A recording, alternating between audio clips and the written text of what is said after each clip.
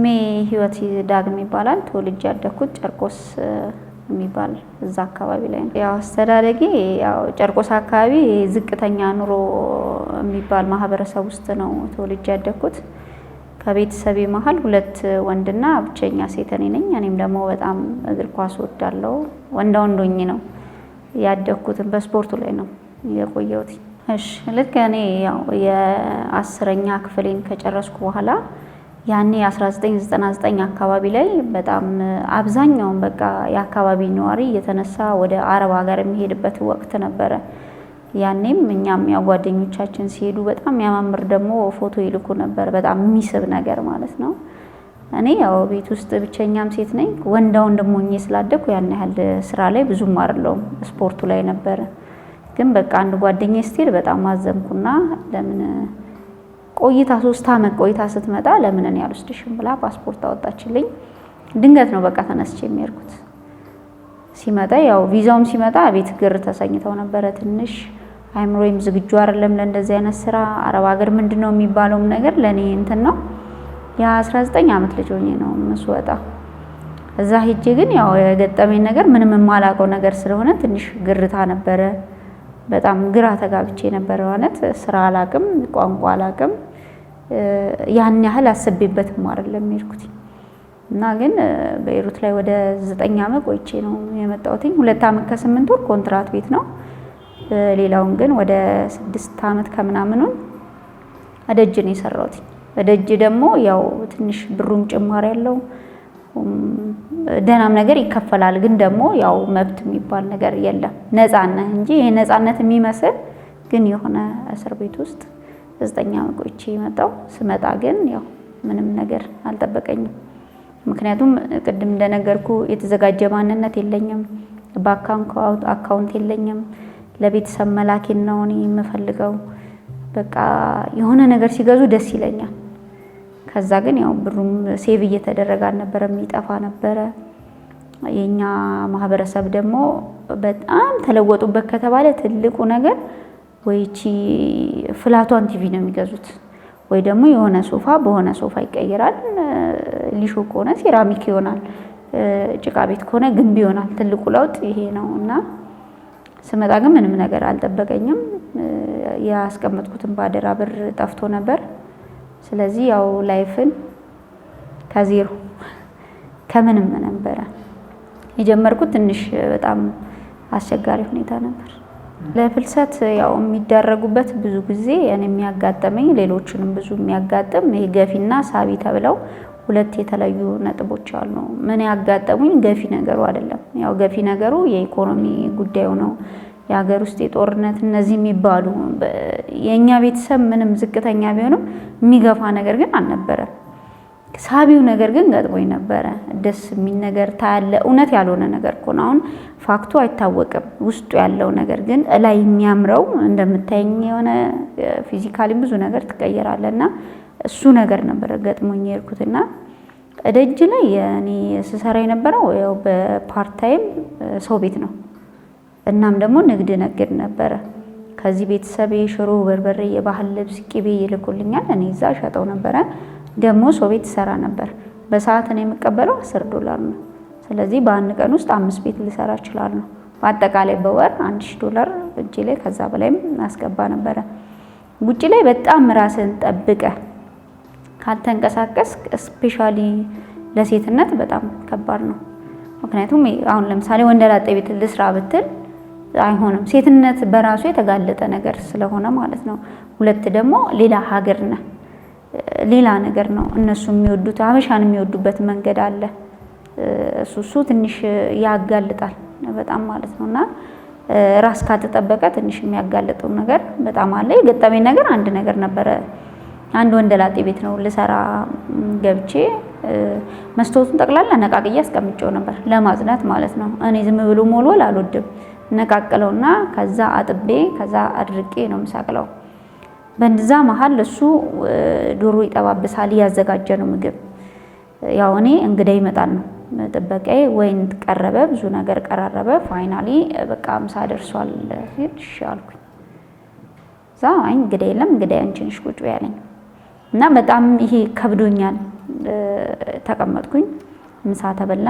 ከዛ ይሄ ወይኑን ቀዳና የሆነ ታይም ላይ እጁን በቃ ደረቴ ላይ ያስቀምጥ ነበርና ምንም አይነት አማራጭ እንደሌለኝ አውቀው ነበረ። ምክንያቱም የተዘጋ በር ውስጥ ነኝ ያለሁት።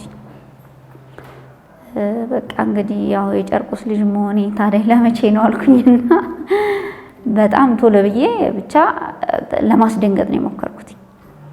እዛ ያወራረድኩት መስታወት ጠቅላላ እዚህ ጋር ተደርድሮ ነበር። የመጀመሪያ ትልቁ መስታወት አንስቼ ሰበርኩት፣ ደነገጠ። ሁለተኛውም ሰበርኩት፣ ደነገጠ። ካልከፈትኩ በሩን ጠቅላላ ሰባብረዋለሁ አልኩት እና በጣም ደነገጠ። ከዛ ቶሎ ብሎ አስወጣኝ። በስንተኛው ጊዜ ለሰው ለማንም እንዳትናገሪ ብሎ $100 ላከልኝ። የሰራሁት እንግዲህ 2 ሰዓት አይሞላም $20 ነው። ዘረዘርኩኝና የሰራሁበትን ሰዓት $20 ቆርጬ $80 ያንተ ነው የኔ አይደለም ብዬ መለስኩለት። ይሄን ስለ ምን ላስረዳህ ነው? አንዳንዴ ገንዘብ የሚገኝበት ቤት አለ። የተዘጋ ቤት ቢሆንም እንደ ላጤ ነው፣ ደስ ሊለው ይችላል። ጊዜያዊ ነገር ነው፣ ሳንቲሙን ታገኘዋለህ። ግን እንደዚህ አሁን ወንድ ሲሆን በቃ ባይሰራስ ይወጣስ? እንደዚህ አይነት ነገር ያው ትንሽ ያጋልጣል። ከዛ በኋላ ሳትመለሽ ነው 9 ዓመት እዚህ ቆየሽ? 9 ዓመት እኔ አልተመለስኩም። እንዳልኩ 2 ዓመት ከ8 ወር ኮንትራት ቤት ነው ስሰራ። ተገድጄ ነው እንጂ ወጣሁት፣ ፈልጌ አልጠፋሁም። ትንሽ ካሰሬ ልጅ ጋር አለመግባባት ነበረ። በጣም በቃ ይሄን ንጭንጩ በዛ። ላኪኝ ስላት አትልከኝም። የሆነ ሳለ መታችኝ ሁላና አይ በቃ ማትልኪኝ ከሆነ እኔ እርምጃ ወስዳለሁ ብዬ ተነስቼ የጠፋሁት። እደጅ ከወጣ ግን አገር ቤት ልመለስ ብትል እንዲህ በቀላል አትመለስም። ታስረ ነው። ምክንያቱም አገወጠነ ልመጣ ምን ሳሰብ ታስረ ነው የመጣሁት። በቃ የላኩኝና ፖሊስ ጣቢያ ነው እጄን ሰጠው። ፖሊስ ጣቢያ 9 ቀን ቆየው። ዋናው ደግሞ እስር ቤት 15 ቀን ታስሬ ነው ወደ ሀገር ቤት ተጠርዤ የመጣሁት ማለት ነው።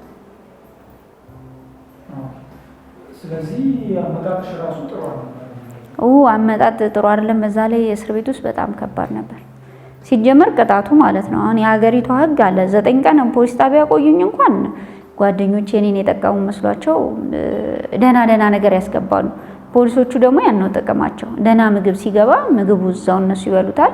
እኔን አቆዩኝ እንጂ ከ1 ቀን በላይ አትቆይም። 15 ቀን ግን የሀገሪቷ ሕግ ነው። ሌላው ደግሞ እስር ቤት ውስጥ ልገባ ስትል ኤሲ አለ። ኤሲ ላይ ትቆማለህ። 2 ሰዓት ነው የምትቆመው። ቤይሩት ላይ ነበርኩ። 2 ሰዓት ሙሉ ያንን እግዚአብሔር ረድቶ ካለፍከው ነው እንደውም እስር ቤት እንደ ሰው ታስረ ሰው ሆነ የምትመጣው እንጂ ብዙ ፓራላይዝድ ሆነው ይወደቁ አሉ። ቅዝቃዜው አልችል ብሏቸው ማለት ነው። ቅጣት ነው። እኔ እንደውም ቅጣት መሆኑን ራሱ ያወኩት አልፌው አንዷ ልጅ ስትወድቅ ነው ምን ሆና ነው ያልኩት እንጂ ያልገባኝም ነበር። አለባበሴም በደንብ ነበር ለብሼ ሄድኩት። በተለምዶ ስኒከር ነው፣ ሌላ ነገር መጠቀም አልወድም። ጃኬት ማርጌ ነበር እና ረጅም ሰዓት ነው የሚያስቆሙ። እስር ቤት ላይ ያለው ነገር በጣም ትንሽ እንደ ኦርቶዶክስ ተዋህዶ ቤተክርስቲያን እዛ ስለነበረች ሰውንም ሰፖርት አድርጋለች። በዛ ላይ ደግሞ የሁለትዮሽ ስምምነት የላትም። ቤይሩት ከኛ ጋር ከሀገራችን ጋር ከተቋረጠ ቆይቷል። ኤምባሲ የላትም። በቆንጽላ ነው የምትመራው። ቆንጽላውን ብትል ሆቴል ላይ ነው የሚቀመጠው እንጂ ስራውን አይሰራም። ስለዚህ እዛ ሀገር የሚሄድ ሰው ጠቅላላ እግዚአብሔር ሲረዳው ብቻ ነው በሰላም የሚያልፈው። እኔ የነበርኩበት እስር ቤት በጣም ብዙ ያበዱ ነበሩ፣ በጣም ብዙ እና ትንሽ ይከብዳል። ከዛ ወደዚህ መጣሽ። የመውጣቱ እድል እንዴት አለ? ከእስር ቤት ነው። ሰዎቼ በጣም ይወዱኝ ነበረ። ምክንያቱም ያው ስሰራ እኔ ስራና ስራ እንጂ እንደ ሰው ራሱ ይሄ 10 ስልክ ምናምን አልወድም ነበር። ስራዬን ነው የምሰራው። 2 ቤትም ሲያሰሩኝ ምንም ደስ ብሎኝ ይሰራ ነበር። ለዛ ይሄ ሁለታችን መሀል የተበላሸ ግንኙነት አልነበረ። መታሰሬን ሲሰሙ ቶሎ ብሎ ነው የመጡት። የሚጨረሰውን ነገር ጨራረሱልኝ፣ ፈራረሙልኝ። የቪዛ ምናምን ነገር ራሳቸው በአንድ የጨረሱልኝና ቶሎ ነው ወደዚህ የመጣሁት። አላቆዩኝ። ህልም እንኳን ከባድ ነው። እኔ ያው ስመጣ ንግድ አስብ ነበረ። እሱንም ትንሽ ጥናት ለማድረግ አስቤ ነበር። መጀመሪያ ቅድም ነካክቼልሃለሁ። ትንሽ የእቃ ወደዛ ሳስልክ ስለነበር ከሆስተሶች ጋር የመገናኘት እድሉ ነበረኝ እና ኢትዮጵያ ላይ ምን ይሰራል ብዬ ጠይቄያቸው ነበር።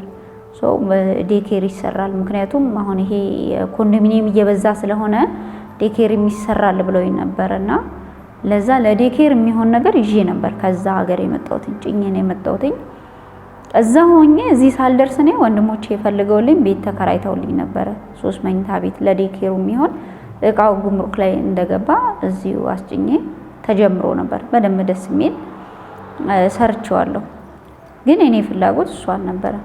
አሁን ገንዘብ ማግኛ እንጂ እኔ ሳስብ የነበረው ህልም የሚባለው ነገር እሱ አይደለም። ይሄ ውስጤ ላይ አልነበረም።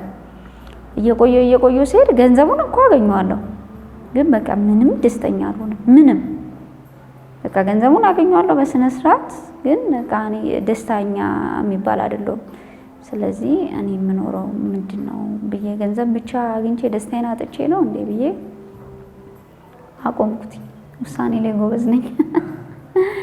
ከዛ ዴኬሩን ሳቆምም በአንዴ ነው ያቆምኩት። ማንንም አላማከርኩ። በአንዴ አቁሜ 150 ሺህ ብር ያወጣሁበትን እቃ 13 ሺህ ምናምን ይሸጥኩት። ከዛ በቃ ምን ያስፈልጋል ሰው እንደዚሁ መኖር ይችላል የሚል ነገር ውስጥ ገባሁ። በቃ ምንም አያስፈልግም የሚል ሀሳብ ውስጥ ገባሁ። ፋይናሊ ያው ትንሽ ልረበሽ ነው መሰለኝ። ዴኬሩን ካቆምኩ በኋላ ያው ድብርት ውስጥ ነው የገባሁት እውነት ለመናገር። ከዛ በቃ ዝም ብዬ ሰው ዝም ብሎ መኖር ይችላል አልኩኝ በቃ። እና ሁሉም ሰው ደነገጠ። ምክንያቱም እኔ ድሮ ከልጅነቴ ጀምሮ ነው ስራ የምሰራው። ስራ እሰራለሁ። ገንዘብ ከ14 ዓመቴ ጀምሮ ነው እቁብ እየጣልኩኝ ማመጣ ልጅ ነኝ ቤት ውስጥ ማለት ነው። በቃ እንደዚህ ብዬ ቁጭ አልኩኝ። ምንም አይነት ስራ ነው ያልሰራም አልኩኝ። እና ያ ነገር ሳላቀው ድብርት ውስጥ እየከተተኝ መጣ። ከዛ ጓደኞቼ በጣም ደንግጠው ብዙ የኛ የጨርቆስ ልጆች እኔንም ሰፖርት ለማድረግ ብር ይልካሉ በአካውንቴ። ዛሬ 30 ሺህ ገባ፣ ነገ የለም። በቃ የሆነ ሰው ሊጠቀምበት ለኔ ምን ይሰራልኛል የሚል ነገር ውስጥም ገባሁኝና ያ የቆየ ሲሄድ ኃይለኛ ዲፕሬሽን ውስጥ ከተተኝ። በጣም ኃይለኛ ማለት ነው። ከዛ ያው ትንሽ በወረዳም በምንም እቤትም ደነገጡ። ለማገዝ ኖላይ ሰርቪስ የሚባል አንድ ድርጅት ነበረ። እዛ ሄድኩኝና እነሱ ያው ሳይኮሎጂካል ጥሩ እንዳልሆንኩ ገባቸው። ምክንያቱም ላይፍ ስኪል የስልጠና እየተሰጠ ስለ አላማና ራዕይ እየተወራ እጄን አውጥቼ እድል ሲሰጠኝ የትምህርት ላይ ነው ያስፈልግም ለምሳሌ ስለማያስፈልግ እወጣለሁ። ከዛ መድኃኒት ይሰጡኛል። መድኃኒት ደግሞ የእንቅልፍ ነው ያስተኛኛል። ይሄ የእንትኑ ማለት ነው እተኛለሁ። እዛ አሁንም በቃ በነዛው በጣም ትሪት ማድረግ እንዳለባቸው ሲገቡ እነሱም በቃ መድኃኒትም ወሰድኩኝ። መድኃኒቱንም እየወሰድኩ እነሱም እየተንከባከቡኝ አብሬ ስቆይ በጣም ብዙ አይነት አማራጭ ነው እኔ ላይ የተሞከረው ጥሩ ለማድረግ በጣም ብዙ አይነት። ምናልባት ስፖርትም ስለምትወድ ተብሎ በቃ ቴኒስ ቴብል በጣም ያጫውቱኝ ጀመር። ፋይናሊ ግን ሙዚቃ ነው አሪፍ ሊያደርገኝ የሚቻለው። ከዛ ፒያኖ ሲመጣ ስነካካው ምናምን በቃ ደስ የሚል ስሜት ይሰማኛል እሱም ብቻ ስነካ። ከዛ ለምን ማሰልጠኛ ነበረ ጀሞ እዛ ማስገቡኝ። በቃ እሱ ጋር ስታገል አሪፍ እየሆንኩ መጣ። አሪፍ በፊት የሆነ ነገር እንትን ስል መድኃኒቱን ይሰጡኛል እተኛ ነበር። አሁን ግን ይሄ መድኃኒቱን አይደለም በቃ እዚህ ውስጥ ስገባ ስነካካው የሆነ የሚሰማኝ ነገር ነበርና በቃ ደስ እያለኝ መጣ። ጥሩ የሚባል ነገር ላይ ደረስኩ። እዚህኛው ላይ ግን ይሄ ፒያኖ ምናምን ላይ ሳልደርስ ራሴን ለመጣል እኔ አትክልት ሽጫለሁ፣ ሽንኩርት፣ ቺፕስ መንገድ ላይ ጠብሻለሁ፣ ልብስ ቤት ይሸጫለሁ፣ ልብስ የቡና ልብስ እያመጣሁ ይሸጫለሁ። በቃ ይሄ ስራ የተባለ በተለይ ይሄ ሰውን ይሄ ከገንዘብ ጋር የተገናኘም ነገር ሆኖ ይለወጣል የሚባለውን የትኛውንም ነገር ሞክረው ነበረ። ፋይናሊ ግን ሰው በመጀመሪያ ራሱን ፈልጎ ካላገኘ ምንም አይነት ነገር ቢያገኝ መጠቀም እንደማይችል ነው የገባኝ። ፋይናሊ እኔ በቃ እዚህ ሙዚቃ ውስጥ ስገባ ያው ጥሩ እየሆንኩ መጣሁ። እንደው የሙዚቃ ፍላጎቱ ከድሮ ነበረ? ድሮ ልጅ እያለን አሁንም አብረውኝ የሚሰሩ ልጆች አሉ። እኔ ጋር አብሮ አደግ ልጆችን ያው ኳስ አሰልጥናለሁ ሰብስቤ። ቲም ቢልዲንግ ላይ በጣም ወድ ነበር። ከዛ እንትን ድራማ አሰራ ነበር። ከዛ ሙዚቃ አለች የሆነች መድረክ ነገር እንደረድርና የጫት እንጨት እንትን ብለን ኪነት በጣም እንትን ነበር ውዝዋዜ እንዲሰሩ እናረግ ነበር። አሁን ላይ ግን እዚህ ነገር ውስጥ አሁን ገብቼ ሳየው እዛው ነገር ነኝ። ድሮ ልጅ እያለሁ ማረገው አሁን አረገዋለሁ። አሁን እኛ ጋር ሙዚቃ አለ፣ ድራማን እናሰራለን እንደዚህ ለማስተማሪያ ግጥም ተውኔት እዚሁ ነው ስክሪፕት የሚጻፉና ድሮም የነበረ ነገር ነው። ግን ይሄ በሆነ ነገር ተሸፍኖ ነበር። ከዛ በራሱ በበሽታ መስሎ ብቻ ከተተኝ በበሽታ ሄዶ እንደ መድኃኒት ሆኖ እዚህ ነገር ሊያስገባኝና እዚህ ከገባው በኋላ ግን መጀመሪያ በቃ ምንም አይደለም የታየኝ። ይሄ በተለይ ኢኮኖሚ ለመቅረፍ ብለው የሚሄዱ ሴቶች